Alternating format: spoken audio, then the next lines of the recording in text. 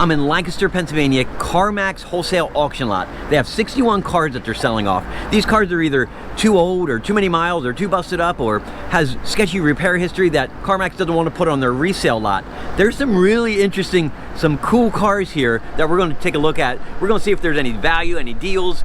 The bidding is tomorrow, so today's the preview. We're going to take a little bit of time, go through here, come up with what we think might be a fair auction bid, and keep our fingers crossed we might come home with something lucky. First one on my list, the 2017 Audi S3 Premium Plus package, 38,000 miles. Looks really nice. My first impression is, why is it here? Why is it being auctioned off when really this should be on the resale lot? The mileage is good, the year is good.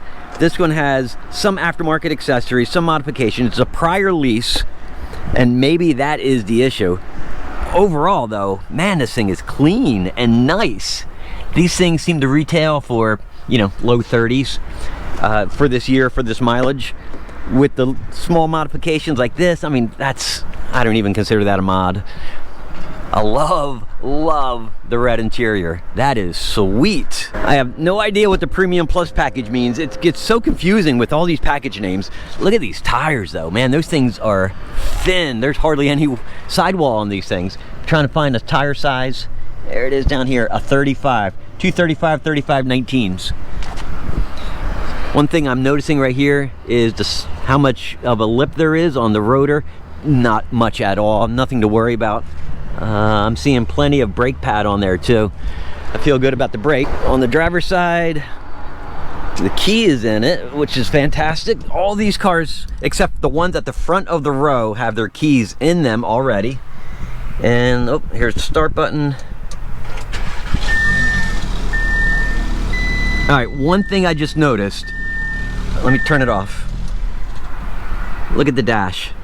It says RS3. That's a big difference between an S3 and an RS3. The S3 is what, 292 horsepower turbo 4-cylinder. The RS3 is a 5-cylinder making 400 horsepower. The difference between prices though, between an S and an RS, 20,000. So this may sell, say 30. An RS would be 50,000.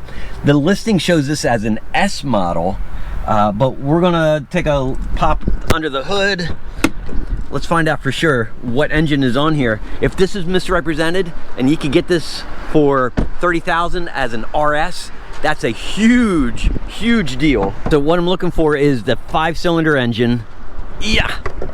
And yeah, 4 runners, 4 coil packs. Oh, bummer.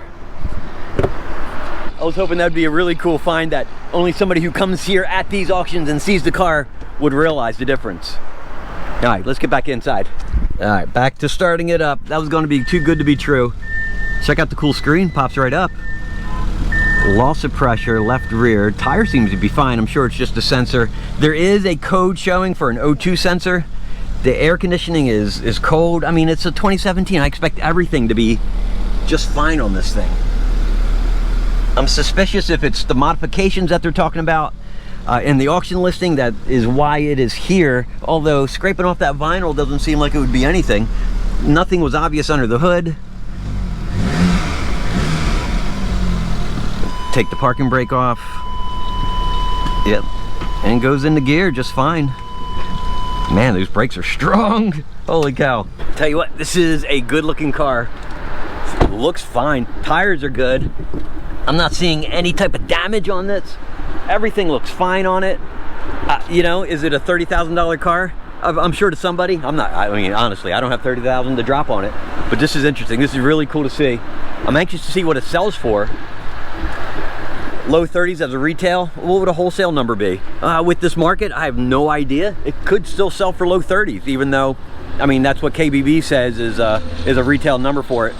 We're gonna watch it, we're gonna find out. Let's take a look at the next car. All right, next up, 2017 Lexus ES350. And you're wondering, that looks nice, right? Why in the world would it be here? I mean, there's just a minor scrape right here. And in this case, it's the miles. 325,000 miles in 4 years. But look how good it looks. Am I worried about the miles on this one?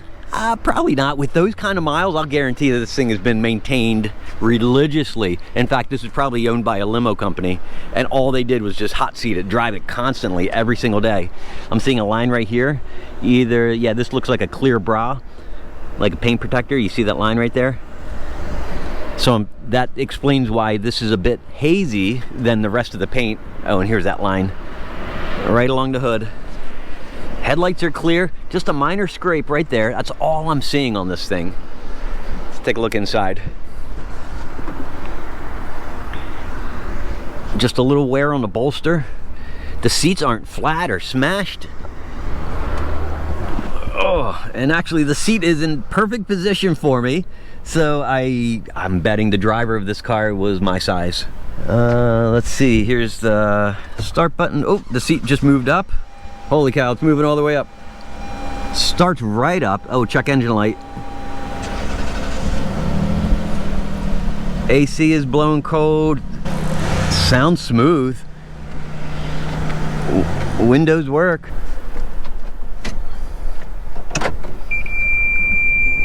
Backup camera, the mirror dips down. It engages. I mean, instantly. I'm not feeling any issues with that at all. Goes back into gear. Parking sensor, the check engine light. Let's see if we can figure out what the code is. I mean, otherwise, this thing is pretty darn nice.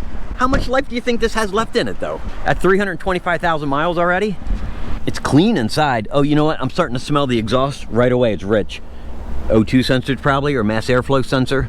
Either way, I don't imagine it being an expensive fix. I'm sure it's just a sensor. That exhaust, I mean, it starts burning your eyes after a while. It's running really, really rich. Enough that I could smell it from inside the cabin. I'm not seeing any staining though on the exhaust pipes that, or on the back bumper, that makes me think it's been running rich for a long, long time. The tires are great on it. I'm hearing a rattle from the engine, although I'm sure it's one of the pulleys down there. Who knows, maybe the crank pulley, the AC might be an idler. Nothing in here seems to scream as a red flag.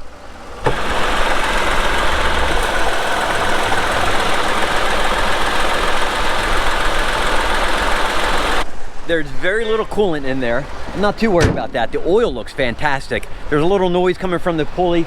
I'm not too worried about this. What do you think something like this would go for? With the miles, you think it'd be worn out, but I'm certain this thing has been maintained outstandingly well in order to get this far to begin with. The condition of it looks great. $2,000, $1,500, I have no idea. The miles would scare a ton of people off. Could I replace my daughter's car with this? I got her a 2000 Toyota Solera. It's all rusty, it's falling apart. This could be a great replacement for that, for not a lot of money. Here's a cool one, a 2006 Pontiac Solera, convertible, manual 5-speed, green, 40,000 miles. This one has a little bit of wear and tear on it. Look at that. For the miles, I'm a little surprised by that. I'm seeing good tires up here. This is all kind of falling apart. A ding right here. Some scrapes right here. More dings. It's classic 1990s, I guess, with that green. These were built at the GM assembly plant, Boxwood Road, Wilmington, Delaware. It's just a couple miles from my house, honestly. And I think the Solera was the very last model that came out of that assembly plant. We got some problems with the top right there. It's all weathered and worn out. I've got something going on right here. I don't know if the top just isn't down all the way and latched. Some scrapes, and again on the other side of that front bumper. Front bumpers on these new, low 300s. Figure another, what, 150 to paint. I might be able to paint that myself. It's kind of big, but otherwise I'm figuring, what, $500 for that new front bumper and get that cleaned up. Detailing all this to get that out, get that paint shining again. That's going to be a problem. I don't know what to do with that. Let's take a look inside. Yee. I swear this thing is rougher than I expected for the miles. Look at this, it's been outside for quite a bit. Oh my gosh, you sit low. And it smells musty in here. It's been wet. Whew. Had a lot of horsepower. I think something like 177. Not a lot. Oh, and here's... Here's the latch. Let's see if we can figure out what's going on here. Looks like one side is latched down. I got a check engine light, and the code reader is saying a fuel level sensor. I don't know if that's a big deal or not. Clutching gauge is fine, transmission's fine, reverse it down and to the right. The clutch feels fine. Really, oh, the parking brake is, yeah, there's no parking brake. You got cup holders, no center console. This is just loose. I mean, I'm surprised how rough this is. I really am.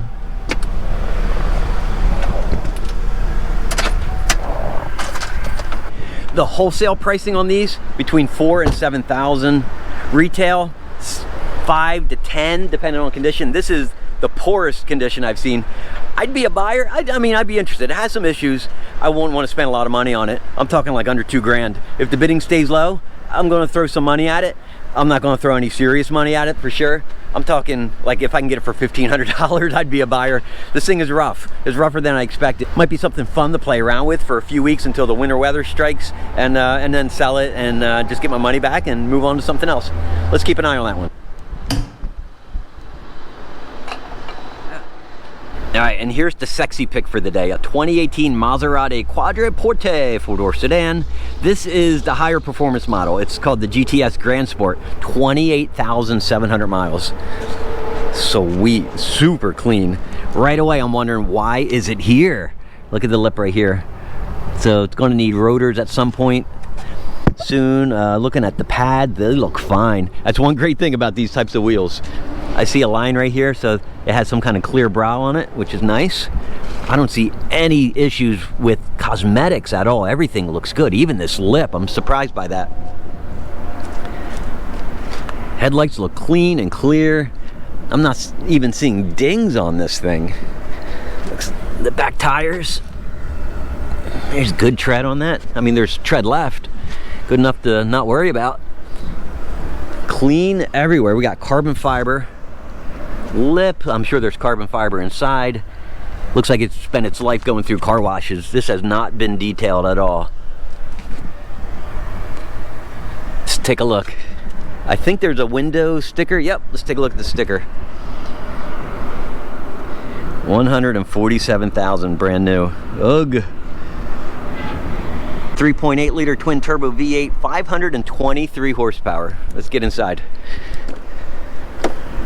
Again, that red interior. Woo! Ooh. And down here we have a start button. Fob not detected. Darn it. This is nice. This is way out of my league. I'll tell you that right now. I have no right to be looking at this car. You know what? I thought it would be panoramic, but it really isn't. Surprising.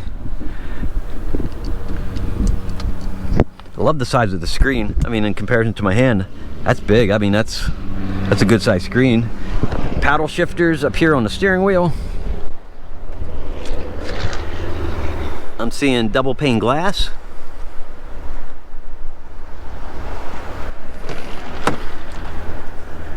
You got sunshade, you got nice leather. You got some back window shade, heated seats, controllers, Alcantara, which is, honestly, it's just fake suede. I mean, people get so excited about Alcantara, but it doesn't do much for me. Some ports and cup holders. This is sexy. This is really, really cool. And this one is also way out of my league. I'm just gonna watch it. I'm just curious what it's gonna sell for. I bet it's gonna go for a pretty good amount. All right, let's do some rapid fire. Here we have a 2014 Chevy Cruze, 76,000 miles, a prior rental. Here's a 2007 Volvo S80 with a V8, 127,000 miles, and it was a prior lease. 2010 Chevy Camaro SS, 64,000 miles, 6-speed manual, black, has structural damage, past repair history. We have a 2014 Dodge Challenger SXT, 136,000 miles, automatic, exterior damage. I'm looking at issues right here. The bumper cover had the bubble right here. Same thing in the rear. I got fading on the fender. I got scrapes and bumps and bruises all along the rear bumper. And if you're like me, you like some of the older stuff, a 2002 Oldsmobile Intrigue, 43,500 miles. Although this one is showing its age. It's really beat up. However, I'm sure this isn't going to sell for a lot of money, and there'll be a buyer for this. There's a car for everyone. And for you truck guys, a 2018 Ford F-150 XLT 4-door crew cab. It's the FX4 model, which I thought had the larger engine. This one is listed as having 39,000 miles, but hail damage. And I'm going to be honest with you, I don't see it. I don't see it anywhere. Still smells like a new truck. Let's take a look on the roof.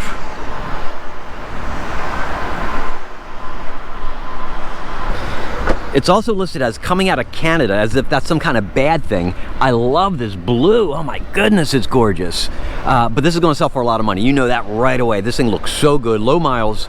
I don't even think it should be here, frankly. It should be on the resale lot. Let's see where it ends up, though. And then a 2011 Chevy Suburban, 128,000 miles, listed as having major engine problems. And how much you want to bet it's displacement on demand? And lastly, a Honda Civic, a 2007, 133,000 miles. We got some cosmetic bumps and bruises on here. This will make a great first car for somebody. I'm seeing right here on the trunk lid as well. Some hazing and scuffing right here. Here's another ding. This is going to be a great car. You know Hondas, these things are going to last and run forever. A little yuck inside, a tear here and there, blemish all over. But you know what? It's still going to bring a lot of money. I swear these cars have a following. Dealers love these things. They flip them easily. People snatch them up. This one's going to bring some bucks. So that's the CarMax wholesale auction preview. Some really cool cars out here. I'm really interested in that Pontiac Solstice. I got to get that thing for cheap though, given the condition. I think I can bring that thing back to life, get it looking good again, have some fun with it, enjoy it myself, and then sell it and make a few bucks at the same time. That Audi S3, I'm disappointed it's not an RS3. I was really hoping it was like an undercover RS and I could snag for a bargain. Even though I don't have the money for that, I'll find a way to get the money if it was an RS3 going for 30 grand or less. But I think that thing is that's gonna go for a full retail price. Same with some of the other cars. I mean, some of the condition of the cars here are really, really good. I'm surprised they're even here. I think they should be on the resale lot. But regardless, it's just another fun day at the auction. I hope you enjoyed the video, and I'll see you next time.